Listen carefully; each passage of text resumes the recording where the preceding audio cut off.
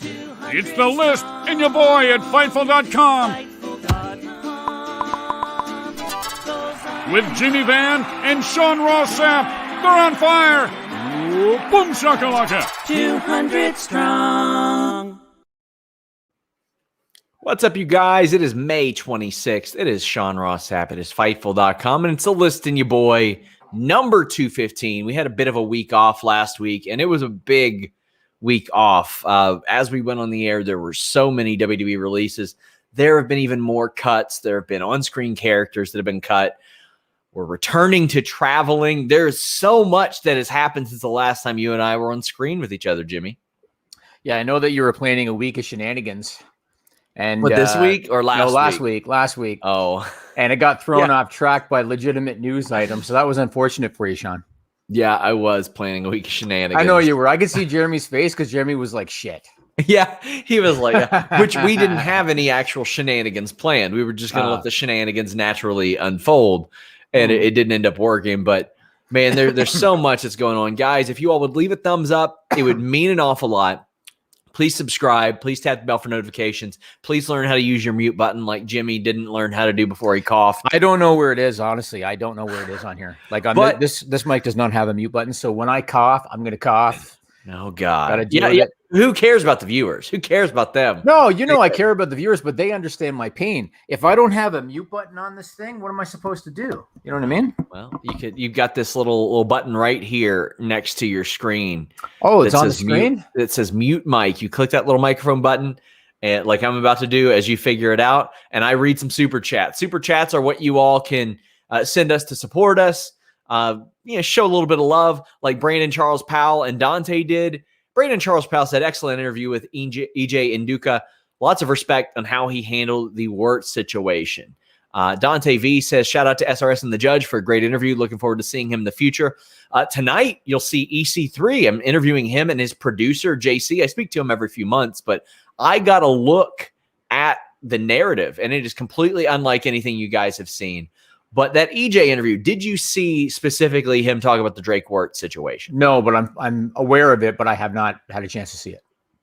Well, guys, get your super chats in. It would mean an awful lot. We have a super chat from Greg House. He says, why did you stop wrestling, SRS? I never really wanted to wrestle full time. I got the gig at Fightful, and when I got the gig at Fightful, my time slowed down an awful lot. So I wrestle about once or twice a year. What happened was the promoter told Sean to put somebody over, and Sean says, I laid down for nobody. Man, that is the opposite of me. There were so many weirdos in those, and I mean the worst level of indies, like the lowest level, which would actually draw fairly well for the middle of Aberdeen, but there were so many people that are like, I'm not going to lose. Why would I lose? And I'm like, well, it's fake, so I don't care who I lose to. Who cares? Let's go out and have some fun. But guys, donate those super chats. It would go a long way. We're back on Facebook. I'm unbanned from Facebook now, Jimmy. Congratulations. That's a milestone for you. Yeah, it really is. But Daniel R. hit us with a super chat and says, what is WWE's process when they hire Adnan Virk? Nick Khan, and I heard Vince wanted a pro's pro, and Nick Khan said, here's your boy, Adnan Virk. Yeah. Not a lot more to it than that. No, he was on my list for later, but we can talk about it now. What was the exact verbiage? Let me see. I've got my list. Mutually parted ways. Mutually agreed to part ways. And when I saw that, and I know you have more, but when I saw that, I knew this is not a typical you're released. This is a mutual decision. Mm-hmm. And let's be frank. Hopefully Nick Khan has learned, just because you come from a sports background does not mean that you're going to be successful in the world of wrestling. With all due respect to Adnan Virk, it felt as a viewer like he was not making an effort to improve. It felt that way. And when I heard about how, because I'm not really familiar with his work, I understand that he has other jobs. He does some sports broadcasting and runs some podcasts and stuff. When I heard that, I thought he probably had a busy schedule. And so he didn't really have the time to learn the craft at the level that he should have. And that's just, you're the anchor of what is the traditionally, A brand show. Maybe it's not considered the A brand show today, but traditionally it has been. He made no effort to improve. He didn't know the names of the moves. He always would pass it off to Graves and Saxon all the time.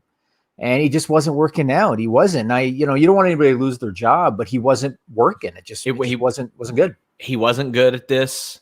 And that's okay. Not everybody is going to be good at this. And they knew pretty early on that he wasn't good at it. I think he knew pretty early on he wasn't good at it. And there was, I mean, it's one of the first big misfires for Nick Khan. But I mean, also the fact that they got him the hell off there is, I applaud them for that. They didn't try to force it. You got to get him off there. And it isn't working. It's not working. Yeah, I thought Tom Phillips left completely alone would have been fine. I think he would have been all right. But they didn't see that. And it's so weird. What's wrong with just having a wrestling guy do it? Yeah, I don't know. Especially when a lot of longtime fans who became fans because of the Attitude Era, they still consider Jim Ross and Jerry Lawler to be the best duo of all time. Yeah. And I have long looked at, say, Monsoon and Jesse Ventura or Monsoon and Bobby the Brain Heenan as just a world-class duo. And they were all wrestling people. Who comes to your mind with the greatest recent announcers? Like, okay, color commentary. Mick Foley was praised heavily. Austin Aries was even praised heavily. Samoa Joe was praised heavily. Yeah, those are wrestling guys. You know who's really grown on me, especially during this Adnan Virk era, is Corey Graves. I got to say, like Corey Graves, he was annoying on SmackDown, I guess, because a different thing was required of him on SmackDown. On SmackDown, you had Michael Cole, who was good at carrying the match. And so Cole only had to get in his corpse and all that. When it came to Raw, Graves had to call the action. Yes. Because Virk could not do it. And I found Graves was actually quite good. Like I thought he was pretty good. He knows all the names to all the moves. And he was pretty good at telling the story of the match, because all Adnan Virk would say is, "Did you see that? And what's the strategy?" And whoa. Yeah. So Graves was forced to call the action. I thought he was quite good. He was. Yes, I thought so as well. Yeah.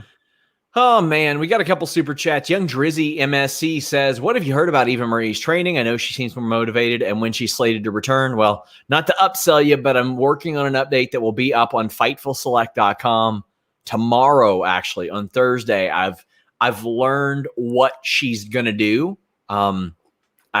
There's some elements of this I can't exactly put out there yet, but I'm going to shore it up and report it tomorrow on FightfulSelect.com. Make sure you guys subscribe. I had a bunch of additional news on Adnan Virk. This was not as mutual as it was made to seem. I think it's still amicable, Jimmy, but they wanted to help him save face. But WWE knew Monday they were going to get rid of him before Raw even started. Right. I don't think he's exactly losing sleep over it. Yeah, I don't think he is. As far as Eva Marie training, even the managers in NXT that aren't wrestling, they still train there. So that's a bit of a hint, so to speak.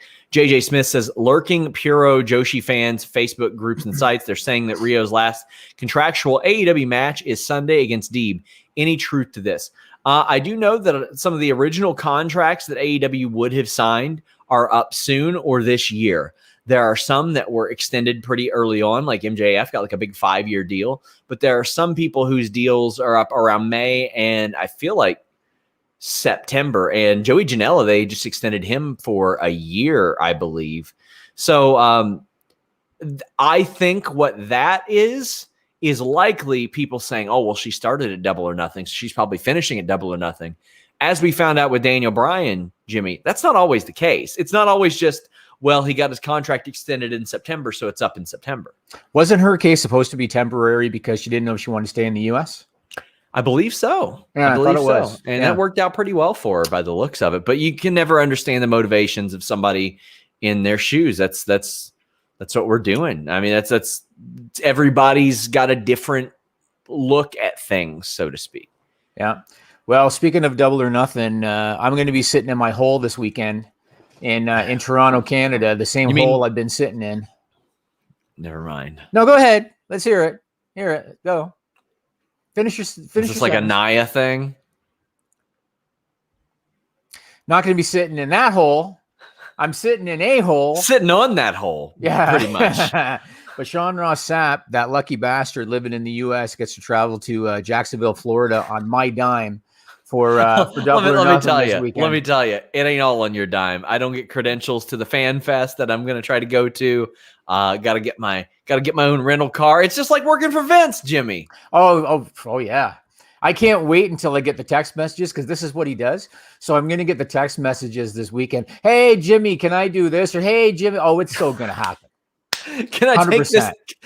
I'm gonna pull a Greg on you. I'm gonna call you at like 6, 7. Like, listen, I'm out to dinner, Jimmy, with all these people. I could make some connections here. Yep. Foot the bill.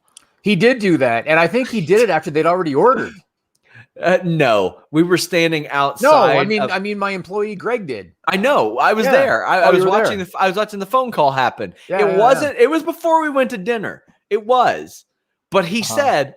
He's like, he won't say no if SRS is here. We'll say it's for SRS. Yeah. I'm like, this is like when you're asking your parents, like, can they stay over? No, you ask because they won't say no to you. I made sure to show him his tax return the next day.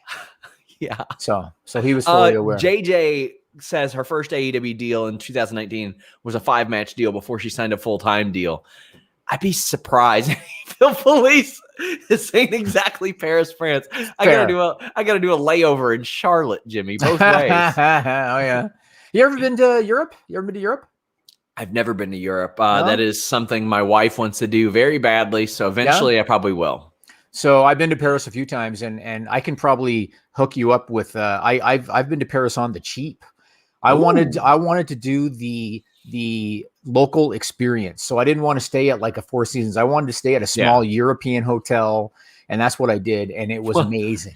Well, I have specifically asked you in the past, like when I come to Toronto, you're very good to us. You put us up in these very nice hotels, but I even said, I'm like, listen, Jimmy, knock a couple stars off those hotels, and you're like, why? And I said, well, Jimmy, when you stay in a hotel that expensive, they don't put a refrigerator in there because they expect you to order off the room service menu. So normally they do have something. You sure? They got the mini bar. Yeah, the mini bar. Yeah. But I mean, I'm not. Do you want a full-size Frigidaire in your hotel room? No, like a little one. It's just like the stock mini bar that they charge. Yeah, that's right. So I'm like, damn, Jim. $18 for like a little jar of peanuts. Yeah, Eloquent says you should hit up Switzerland, beautiful country.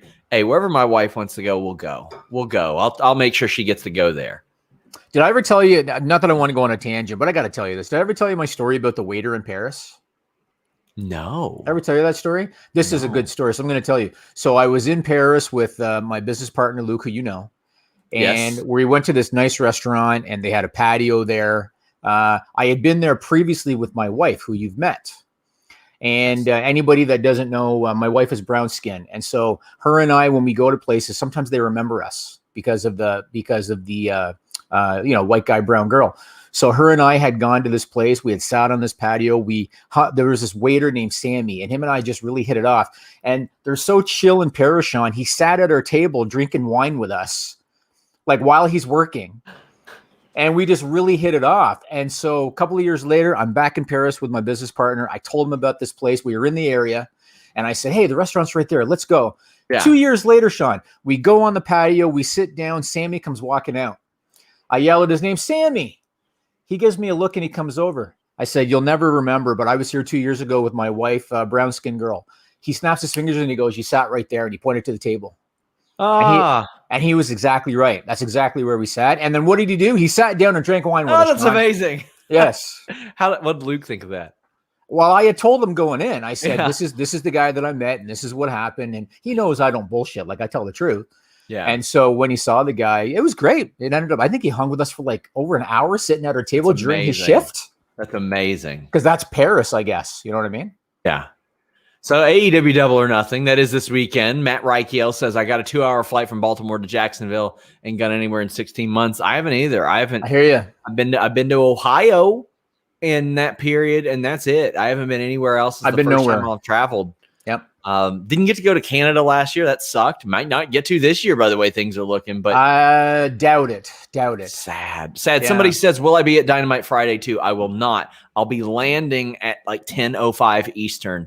So I'll be like pulling up Dynamite on my phone. I hadn't even realized they were doing it live at that point until after I had booked a flight, or else I would have tried to book an early one. But So let me ask you about Double or Nothing first, because then I have a very important question to ask you. But let me ask you about Double or Nothing first. What are you most looking forward to on that card? Britt Baker, Hikaru Shida. Really? Yeah. Interesting. I want to see Britt Baker get her moment really badly.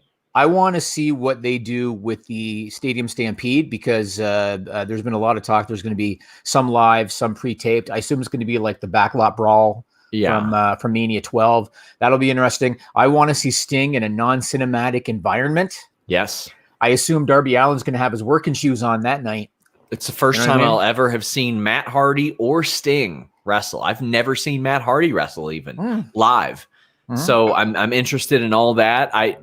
More than anything, I'm interested in the environment. I get to sit in a group usually of people that I know because I work with them.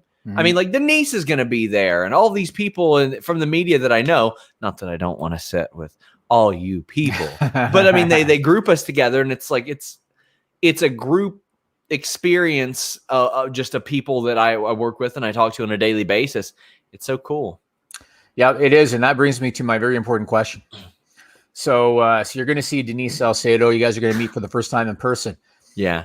You guys on your podcast, and we've talked about this before, you'll talk about music sometimes. And I had suggested in the past, I think I'd really like to see Sean Ross Sapp and Denise Salcedo sing a duet. And the song that I had chosen was "You're the One That I Want" from the Grease soundtrack. So I was thinking, we're coming up on a milestone on Fightful Select. Fightful Select's been doing great. Sean Ross Sapp is knocking it out of the park. I'll give myself just a small pat on the back because it was my idea. But we're coming up on a milestone. And I think the perfect way to celebrate that milestone is Sean Ross Sapp and Denise Salcedo performing a duet together in person in Jacksonville. Wonderful idea, Sean. Can you hook it up? No, I can't at all. What do you mean? Why? My booking fee has went up for musical performances, all that. Really? Separate deal, new contract. You have an agent now? There are things to hash out. Yes, there's an agent. The same person you got my bank wiring info from. There you go, Jimmy. Gotcha. So thank you, Sean. Inside joke. Oh God.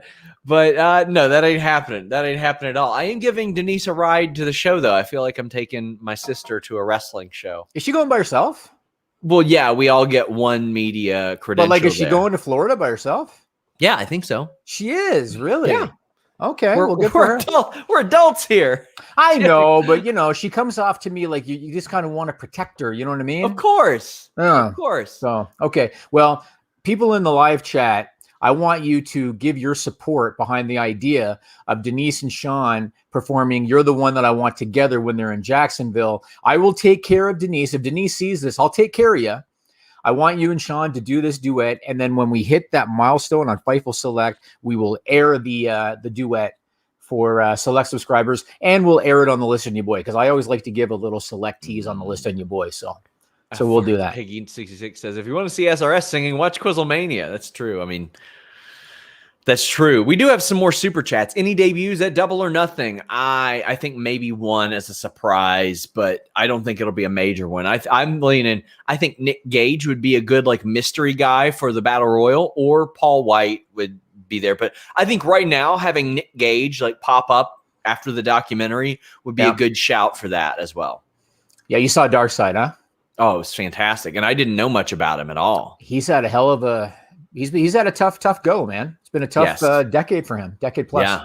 We got a few more super chats. Kieran George says, after his match on Monday, is it time for fans to include Riddle in the discussion for current great in-ring wrestlers like Styles, Omega, and Orton?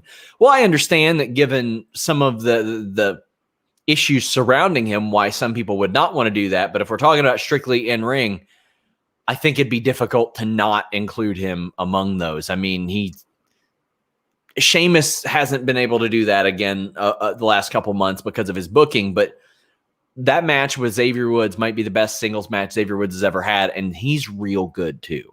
Yep, and I was going to bring up Matt Riddle later on the pod. I question if you think that they will sustain this push once RK Bro splits. Because obviously RK Bro was the catalyst for him getting this rub now. I think RK Bro goes through the summer at least. Yeah, but once they're done, you think that they'll sustain? Because I agree. I thought Riddle Xavier Woods was fantastic, and I got to tell you, I thought Riddle hit the RKO as well or better than Randy Orton. Well, he's really good. Like, there's a lot of things. Like when we did our show, I'd be like, "Hey, can you do this?" And he's like, "Yeah, I can do this." And it would be like a 6:30. He's like, "Oh, I've done one of those before in training," and I think situations pending, if you know what I mean, it'll depend a lot. If he's exonerated somehow, I think that push will be very sustained, but they seem to be backing him. Jay Lane says, "Hey, Jimmy, good luck with Chris Creeder when McDavid forces a trade to the Rangers. Guess the Jets weren't easier opponents for the Habs. Broomsticks." Yeah, so, this is going to surprise, what was this gentleman's name again? Jay Lane. Jay Lane. This will surprise Jay Lane. I did not watch one playoff game. So the Oilers got swept by the Winnipeg Jets in the first round of the playoffs. I did not watch one game. And the reason that I didn't watch one game is because, unfortunately, in Canada, due to our government, and I'm not going to vent, we still have empty arena games. No fans are allowed. It's a division that is fake. Like they put all the Canadian teams into the same division, which they don't normally do. So it's a fake division. No live audience. The only way that you even knew whether the team was playing a home game or an away game was you get last change if you play at home. Yeah. I don't need to explain that if you don't know hockey, but that was the only difference. And so I wasn't excited. Normally a playoff year, I'm stoked and I'm ready to go. I was not interested. And so I didn't watch one game. But no, McDavid is not going to ask for a trade. The Oilers will get better in the summer, and they will do better next year. They proved to be a good regular season team. They need to be a better playoff team because there's a difference. Admittedly, I got to say, before I learned a lot, I thought you were being a little bitch about the lockdowns, but I got so many Ontarians saying, "This is driving me fucking crazy." Yeah, man. Look. It's fuck. I really don't want to vent. I don't want to vent. Look, I know you don't. Don't. No, I just want to say we got breaking news. We got breaking news. What's up? Good breaking news. Besides, come on SRS, Chandler Inter Travolta, and Zach Barber. Good for you. Some stupid punk saying how much you get the duet, how much for SRS to be Sandy, 10 grand. Some stupid punk. Good for you. Keep them coming. Some stupid punk says $5 to hear Jimmy rant about the government. It could be worse. You could be a San Jose Sharks fan. And Mike Miner saying Quizzlemania not going to be as funny today. No, it's not. I am the show there. Per Dave Meltzer, Jimmy Smith is joining the Raw announce team. And I think that's fantastic. Not a play-by-play guy, though. I don't know. Okay, I have no idea. He's been all right. His NXT stuff's been pretty good. Sometimes when they bring in outsiders and they feel like outsiders, but there are exceptions. Like Daniel Cormier, to me, you could put Daniel Cormier in the Raw booth and he would fit right in. I think you could put Chael Sonnen in the Raw booth as a color guy. He'd fit right in.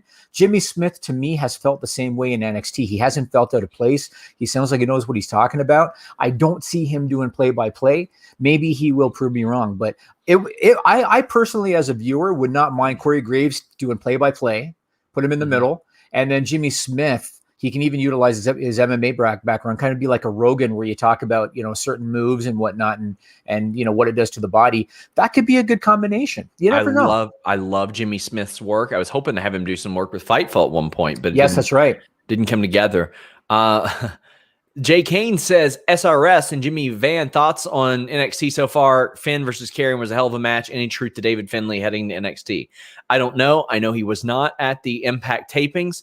I enjoyed last night's match. I hate them doing matches to death. I don't think they needed to do 2 or 3 Finn Balor Karrion Kross matches. Sometimes a guy can just leave without losing. That way, when Triple H is on those media calls and we say, hey, this person lost, are they moving up? He won't go, well, that's funny, because when people lose on Raw and SmackDown, people never say that. When they do, they absolutely do. We know a draft is coming up. The only thing I could say about let me address David Finlay first. So the only thing I know about that is what his dad said. His dad did an interview. I can't recall what outlet, but his dad did an interview, said that he was forced to quarantine at the New Japan Dojo in Japan, and that he had said to his dad, I don't know what I want to do next. It sounds like he wants to come back home. And Finlay was saying, I think WWE might be a fit. Now, granted, that's just kind of him as his dad saying maybe where he wants him to go. Yes. But that's what he said. Now, in terms of Finn Balor, I was going to talk about this later on, but you know what? We'll talk about it right now. Finn Balor was interviewed by Ryan Satin, and he made no bones about it. He wants to return to the main roster. Do you think that the Demon might still have legs in 2021 in a prominent position on Raw or SmackDown?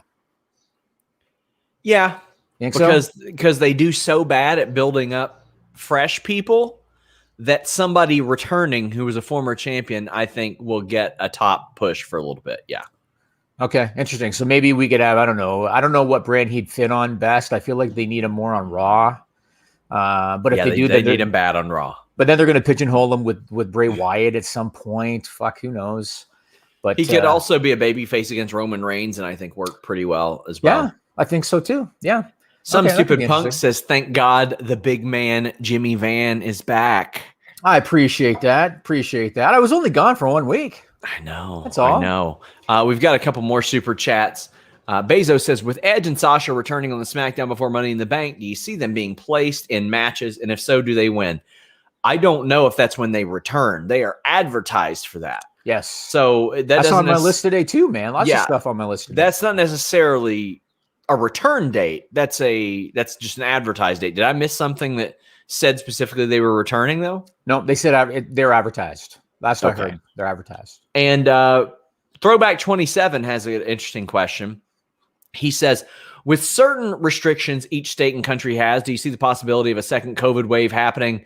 Is it possible to see performers try to second guess their safety and possibly opt out of doing shows? Thank you for everything. Great segue, Throwback. Awesome segue, because that's a topic on my list. Now, I want to say one thing before we get into that, because I just want to finish off the AEW discussion.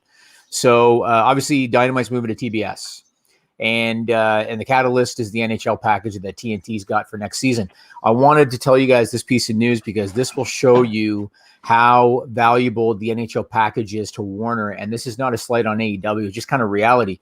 Somehow, and I'm somewhat surprised, TNT has signed Wayne Gretzky to do broadcasting next season. And I honestly thought that Wayne Gretzky didn't give a shit about broadcasting. The guy has made his money. He does not need a job. But look at Alex Rodriguez and Shaq. Which is true. You're right. But the difference is that like Gretzky over the years, because he's been retired for, 15-20 years, he has had offers. He's had offers from Canadian networks. He's had offers from different networks. And he's never, over at least a sustained period, he's never shown that interest. Yeah. And so I was quite surprised that he took the job. So he's going to be doing broadcasting work for TNT, which shows you, again, the value of that package.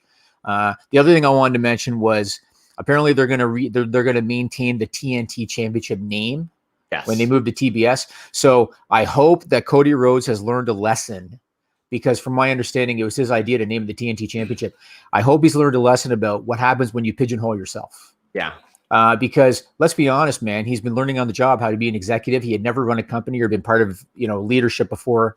I thought it was a bad decision in the first place. I think you did too at the time. And now they're sticking with the TNT name. And some people have said to me on social media, well, it works because it's called the TNT title and the show is called Dynamite. What you're missing is that they're using the TNT station logo on the belt, right? They didn't call it the TNT title because of the word association. They called it the TNT title because they were sucking up to the broadcast partner. That was the reason. Sure. And it was a bad thing. It was a bad decision. And I guess they're stuck with that. I thought they were going to just go generic with television title, but I guess they're going to stick with TNT title. Yeah, I kind of like that they're not doing TV title because it's 5 or 6 years ago, or maybe 10 years ago, it would have been okay. But after TNA did it and NWA did it, I'm kind of glad that they're not. You call it the Dynamite Championship if you want, but I still don't even like that name.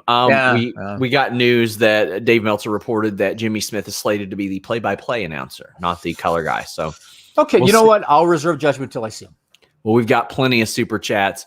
Patrick says, throwing in my support for an SRS Denise Thank duet. Thank you. We're so doing that in Jacksonville this weekend, Sean Ross. Buddy, about you know what? About 1,000 more of those, and we'll get it done. Greg House says, Chael as a WWE guy is always a great shout. It is, but he's one of those people I don't know if he can transition as well as people think. He gets a little too cute for his own good when it comes to wrestling sometimes and doesn't necessarily have his facts there. Jay Lane says, no chance they actually come close to selling out the Raiders Stadium for SummerSlam in Vegas, right? They can reconfigure it, I think. But what does it hold for football? I think like 45, 50,000 for football. Yeah, I think they could probably do 60 for SummerSlam. I think they could. Yeah. JJ Smith says Eric Bischoff set for Dynamite on Friday. Oh, I know. I've already contacted him. I'd love to do an interview while I'm in town. So fingers crossed. I think Bischoff is a good on-screen character, Jimmy. He's really grown on me over the years, because we've talked about him before. I feel like he's really come to appreciate what he had. And I think that he's really been humbled over the years. And obviously when he was in his peak, we've seen it with so many guys where power goes to their head a little bit. I feel like in his later years, he's really he's appreciative. And so he's a good interview. And even guys that didn't like him love him. You hear it from everybody. Yeah. Flair loves him. Jericho loves him. You know what I mean?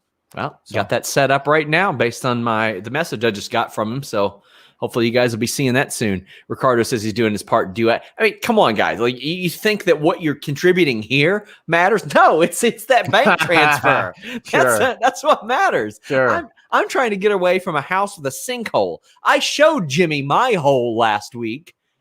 I sent him a video of my hole. So first Nia Jackson, now yours, Sean.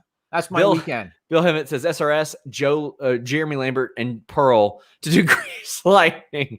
Thoughts on Joshua versus Fury not happening now. Boxing gets in its own way so much, Jimmy. Yep. It gets in its way so much. And I actually think Grease Lightning would be pretty funny. I don't know. I don't know what side is to blame because it can't happen because of Deontay Wilder's got a clause where he gets the next shot.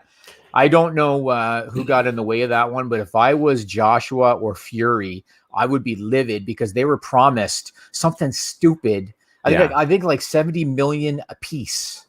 They were promised for that fight.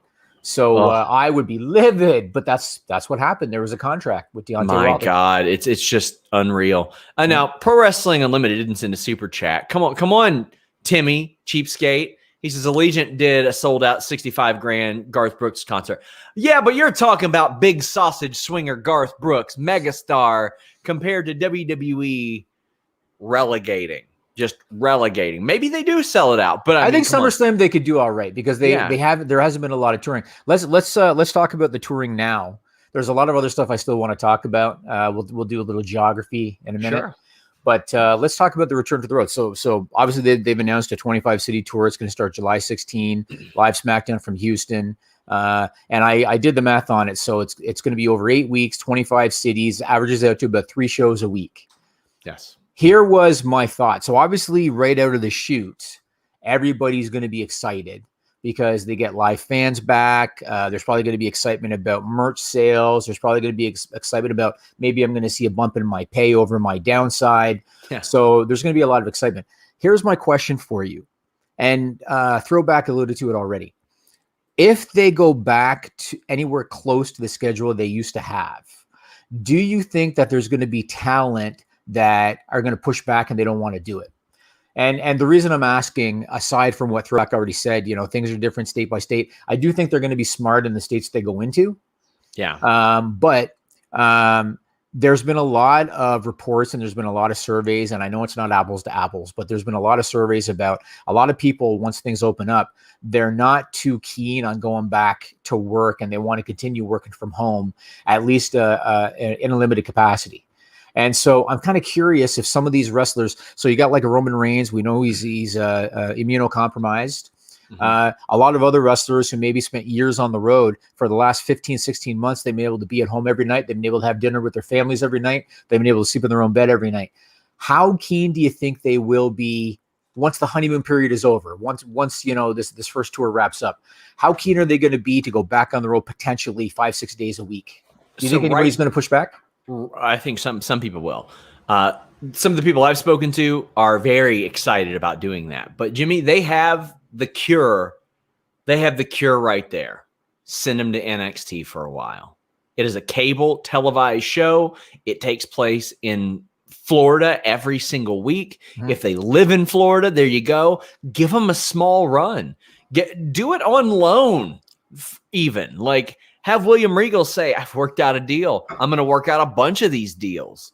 we're going to do this. Iron sharpens iron, and we want the best talent here. So we're making it happen. In exchange for a few months of this person, we're going to send a steady stream of talent to Raw and SmackDown because we know how to cultivate it. You make NXT look good. You make NXT look like it can craft talent.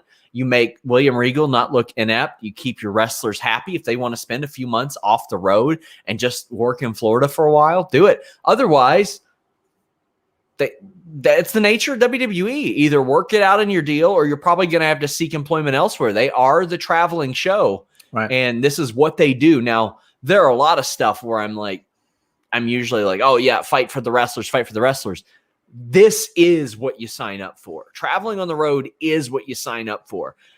I'm not keen on having to set up a bunch of interviews this weekend. I'd love to go there and just hang out. I would like to not even have to leave my house, really, but it's the job. And they know when they do this, it's the job. And most of them, it's ingrained in them well before. Most of them, it's way more difficult because they're not getting their flights aren't arranged for them, so to speak. So yeah. I'm curious to see what happens just because I get what you're saying about how it's ingrained in them and all that. 16 months sitting at home can kind of change things a little bit. Yeah. So I'm going to be curious to see. And one of the first guys I thought of was Roman, not just because he's immunocompromised, but because he's got new twins at home. I wonder if he's a guy. Now, granted, when you see they're starting off with 3 a week, 3 a week's not terrible. That's not terrible.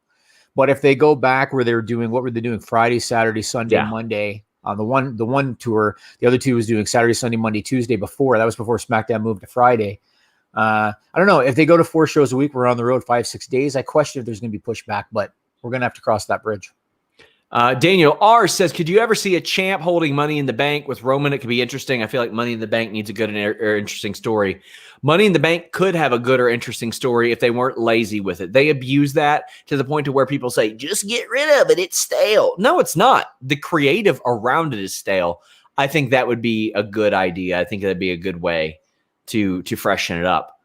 Justin Lopez says, I really hope Balor's not returning to the main. I think Finn should pick up his feud with Walter, which we were supposed to get before the pandemic.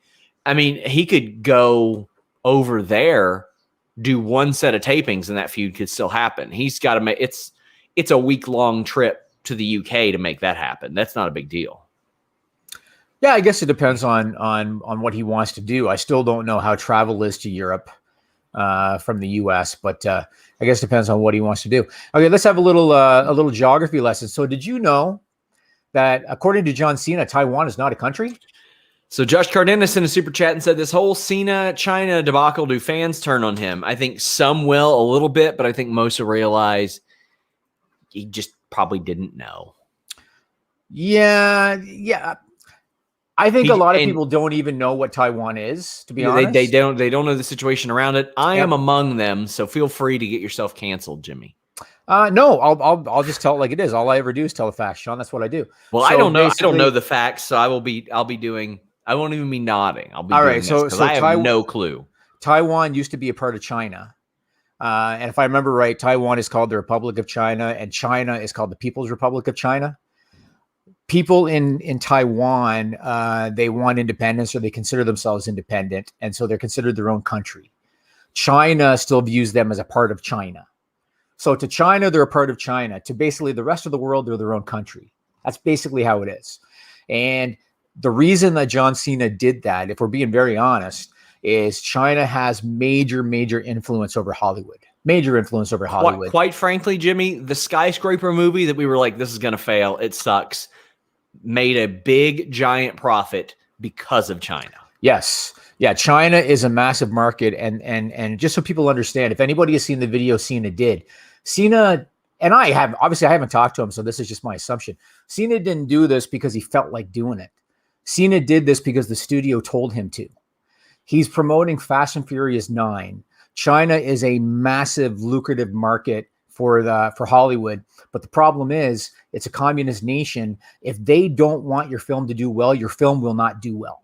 Mm-hmm. And that's reality. If they don't want to market it and if they don't want to support it, it's not going to do well. Cena did an interview promoting Fast and Furious. He referred to Taiwan as its own country. The Chinese government doesn't like that. And Cena was probably told by the studio, you have to, apologize and say it was a mistake. And that's exactly what he did.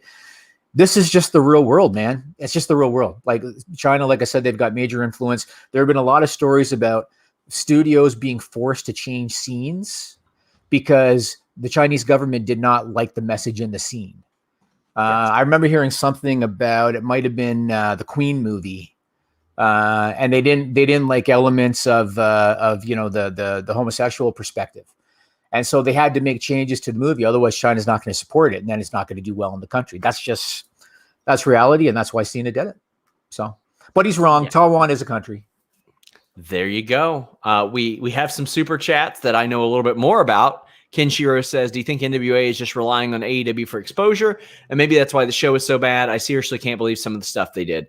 It is the least enjoyable weekly television show that I watch. It doesn't have the same creative forces behind it. That's simply what it is. The creative forces that they have were forced out for reasons, and they don't have that anymore. I think as soon as you book a match where the loser must stay in the NWA, that's when you're in trouble. Yep. Some stupid punk says, could have a great story if they just weren't lazy with it. You remember we're talking about WWE, right? They choose to be so often, it seems like an addiction. I appreciate what you're saying. I appreciate the super chat. I don't care. For all the people that say, you really expect WWE to, the answer is yeah, I do. I expect WWE to give a shit at least as much as I do, if not more, because they have billions of dollars at stake. They're making billions of dollars right now, but let me explain something. WWE was criminally underpaid for their rights fees for a long time because of the misconception that WWE fans do not pay for things. That's exactly right. Yep. They do. Right now, they're getting what they deserve. Right now, they're getting the money that they deserve and they should have had for a long, long time, but just didn't get because of that misconception. They should be making more, probably. They probably will. They should have more people watching, and if they have more people watching, they'd get paid more. Yeah, I'm still waiting for Vince McMahon to allow that guy to put him in a hammerlock. William Buhner says, new shout out or member shout out from the Dong Lord. Thank you for doing that. Appreciate it. Destiny FOMO, who definitely isn't here to self-promote, says, I'm here to support Sean's haircut. Well, you know what? I wish I wouldn't have supported this haircut. I walked in there, asked for something completely different, and the guy gave me basically what he had on top of his head. And I said, gee, thanks, pal. I appreciate it. Please stop talking to me about politics. I don't want to hear about it. Hannah M says Roman has a bus that he travels to SmackDown in now. Wonder if he'll have something arranged to not really be around people. I mean, he's the biggest star there, so he should have something else. They should have something else for him.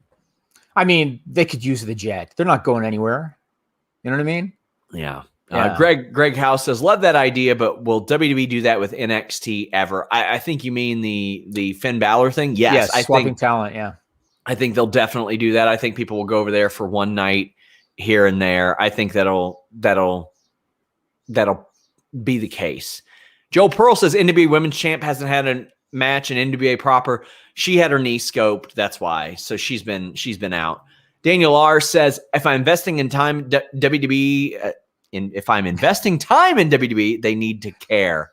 Yes, they do. And I wish they did. And stop giving them breaks for lazy creative. I had somebody yesterday or today when I was like, hey, Santos Escobar just lost 2 title matches. Why does he immediately get to go for another?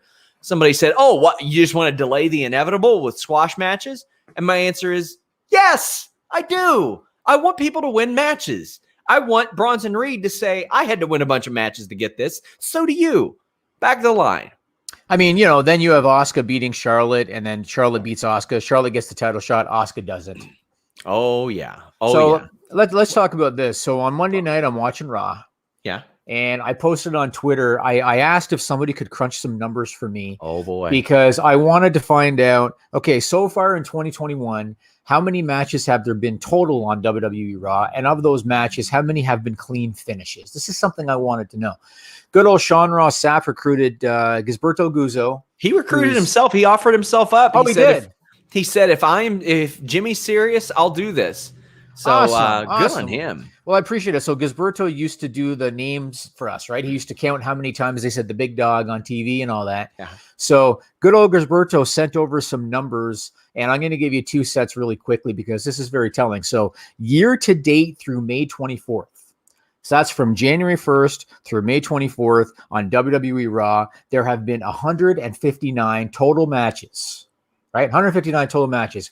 Of those 159 matches, and you might have saw this already, so you might already know, how many of those 159 total matches since January 1st ended clean? I will say 52%. Yes. 83 matches or 52%. So about half since January 1st ended clean. About 53 matches or about 33% ended via distraction or interference, and 23 matches, which is 14%, ended by DQ, countout, or no contest. But here's where it gets a little bit interesting. I looked up the last 2 months. So I wanted to know, over the last 2 months, from April 5th through May 24th, what do the numbers look like then? And Sean, I don't know the answer to this. This is telling, Sean. So over the last 2 months, there have been 60 matches on Raw, right? Over the last 2 months. Year to date, 52% of them ended clean. Over the last 2 months, 43% have ended clean. So we've had less clean finishes. Year to date, 33% ended by distraction or interference. Over the last 2 months, 38% have ended by distraction or interference. And that doesn't even include the ones that ended clean, but still had distractions or interference. It might have. I don't know, because I don't know how Gizberto. I know. Well, yeah, there were some that like just had interference, but that's not what had the finish. Like maybe it was early or something like that. Right. Woof. Like I always think of the Randy Savage quote: "Win him in the ring, lose him in the ring." I see people lose on AEW, Ring of Honor, Impact all the time. Yep. Is Hangman Page dead in the water? No. Is he going to get that win back? Did they come up with a creative way to protect him? Yeah. Is he going to get that win back? Yeah. Was it 1 week after? No. Does he immediately get a title shot right after? No. I look at it like this. So we've talked a lot about repetition. And you know, back when COVID started, you would post stuff on Twitter about so-and-so has wrestled 7 straight times or 13 straight times or 3 straight months, whatever. And obviously we've seen a lot lately with Charlotte and Asuka. We've seen a lot with Shayna, Nia, Tamina, and Natalya. I was telling Sean off the air, I couldn't believe that at the exact same time, with maybe like 1 week difference, we had Ricochet stealing Sheamus's clothes on Raw and Shinsuke Nakamura stealing Baron Corbin's crown on SmackDown. So even such a stupid little story, they did it at virtually the same time on 2 different brands. They're really out to lunch creatively. Vince is going to be 76 this year. We all know the reason. But whenever you talk about how come there's no new stars, and Vince will say on the earnings calls, we got to create new stars. We got to create new stars. When 43% of your matches, when less than half of your matches are ending cleanly, how do you expect to create any new stars? You don't. And that's reality. That's reality. It's a cycle. It goes all the way. The more you create, the better you create, the more money you make in the end, even if you're already making a lot of money. Right. Well, Jimmy, you know, if you want to leave your breakfast feeling more satisfied, check out magicspoon.com. That's right, magicspoon.com. Can you put yourself back on so I can check my phone? Use the code FIGHTFUL. Cereal is one of the best parts about being a kid, but when you grow up, you realize it's full of carbs and sugar and junk that you really shouldn't eat. Not magicspoon.com/Fightful.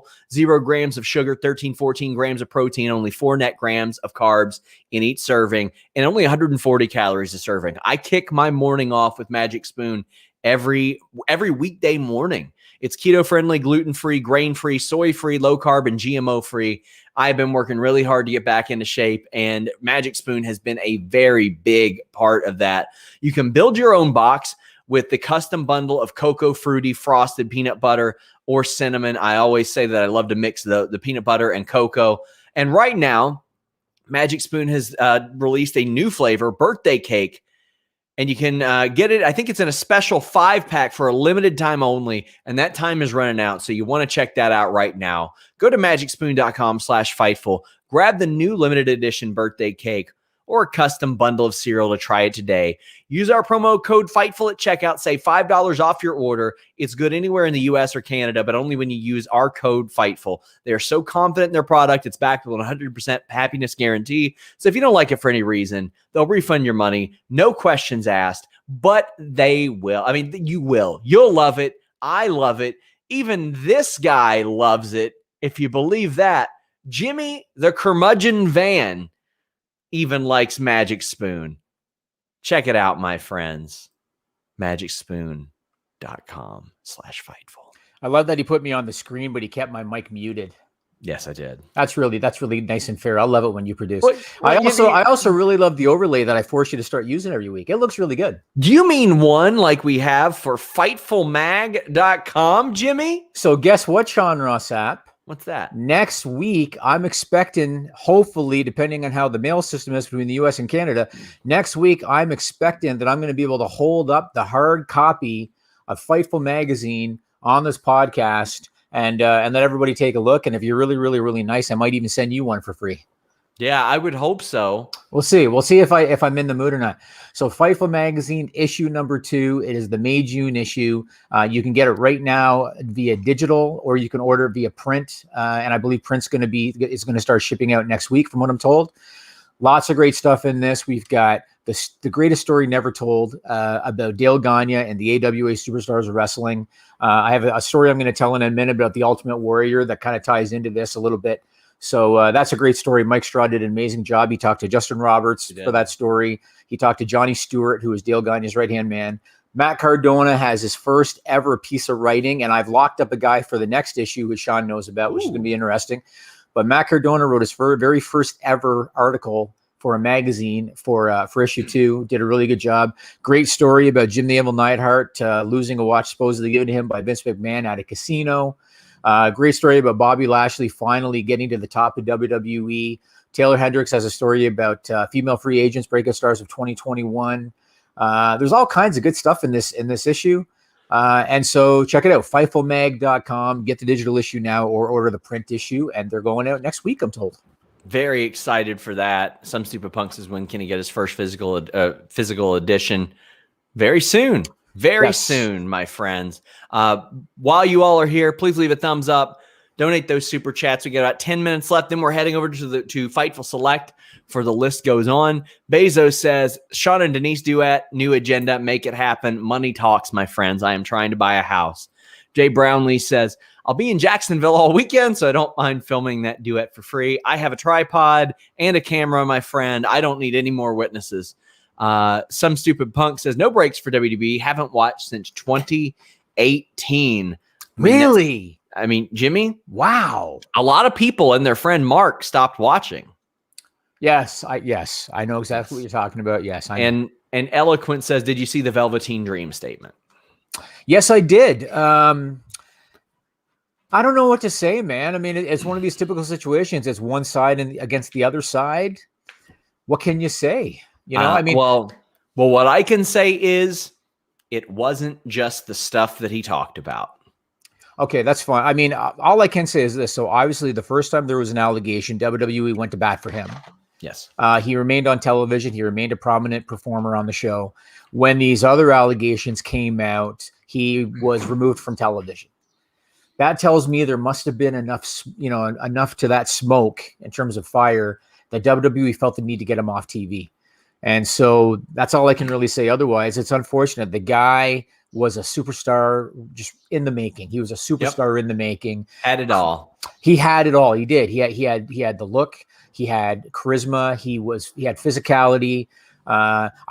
Even little things like the mannerisms, the facial expressions. Remember when Ricochet did the flip over the top and stalked him up the ramp? Yeah. And Ricochet, Velveteen Dream gave him a look that so many guys just they're not capable of doing what he was able to do. It's a real shame. And hopefully he's able to get whatever help he needs. Maybe there's still an opportunity for him in wrestling. He was a great talent, man. Great talent. I think professional help would be the best option. Some Stupid Punk says, you got a tripod SRS? Hashtag Blue Chew. Yeah, man, it barely fits into my luggage, if you'll believe that. But Jimmy, what else you got on the list? I want to talk about the Ultimate Warrior bio on A&E. I have to give props to Dana Warrior because I did not know if she was going to address his comments from 2005 is when he was posting stuff on his personal blog. He was doing speeches at universities. He said a lot of very hateful things. I didn't know if that was going to be broached because I knew Dana Warrior was being interviewed for the piece. And with all due respect to her, whenever she does her Hall of Fame speeches for the Warrior Award, it's very much Warrior propaganda. And so I didn't think she was going to address it, honestly. And she did. And she was very honest. And she basically said straight up, he knew he screwed up. I knew he screwed up. And I respected the fact that she actually addressed it. So I wanted to give her props for that. I thought it was a very honest piece about him. There was a lot of stuff there I didn't know about him, especially his childhood and his upbringing. And I want to tell you, I've told this before, but I had a personal experience with the Ultimate Warrior that was all positive. Yeah. I had an issue with the AWA. They were withholding money from me. I knew I wasn't going to get paid. They had a show where they promoted the Warriors likeness. I took a poster because I knew I wasn't going to get paid. And I thought that I could use that almost as collateral.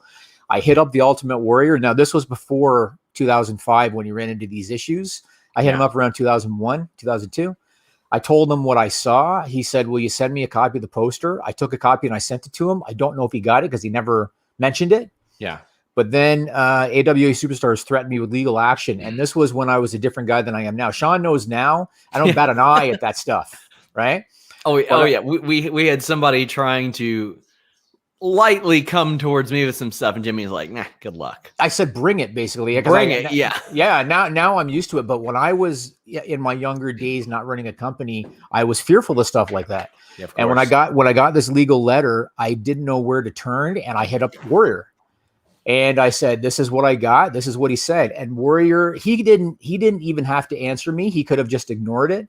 He called me back and he said, they're not going to do shit. Yeah. It's a threat that they're trying to use to get out of paying you your money. You didn't do anything wrong. And you didn't do anything wrong. They're not going to do shit. Don't worry about it. And he said, if you can moving forward, try to get your money up front. He told me straight up, he said, every opportunity that I had in wrestling, if I could get the money up front, I did. And we know what happened with him and Vince at SummerSlam in 91. But he said, whenever I could get the money up front, that's what I did. And he said, don't worry. And everything that he said came to fruition exactly as he said it would.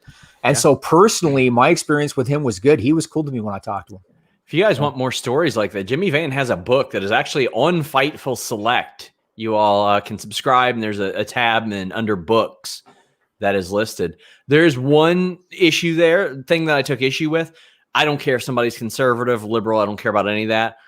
But she very much tried to paint it like, oh, well, he started to realize things, and certain news stations were on. By Warrior's own words, his wife made him realize that he was a conservative and that she was a conservative and angled for him to go down that path. The clip is out there. It is very clear. He said it on C-SPAN too. I remember watching the video when it happened and it's reemerged. So I do think that was glossed over a little bit. I think she realizes that the things that he said were not the level of conservatism that she was probably angling for. Right. Or I hope to God she wasn't. Yeah. Because not only does it not age well, it wasn't well then. It sounded like she was blaming talk radio and Rush Limbaugh because she said at that time he was sitting around the house. He always had talk radio on. He listened to the Rush Limbaughs of the world. And she kind of suggested that he was influenced by talk radio and by guys like Rush Limbaugh. That was kind of her suggestion. Sure. But at least the fact that she had, like, I honestly thought that when that topic came up, they were going to talk to somebody else. Yeah. I didn't think she was going to address it at all.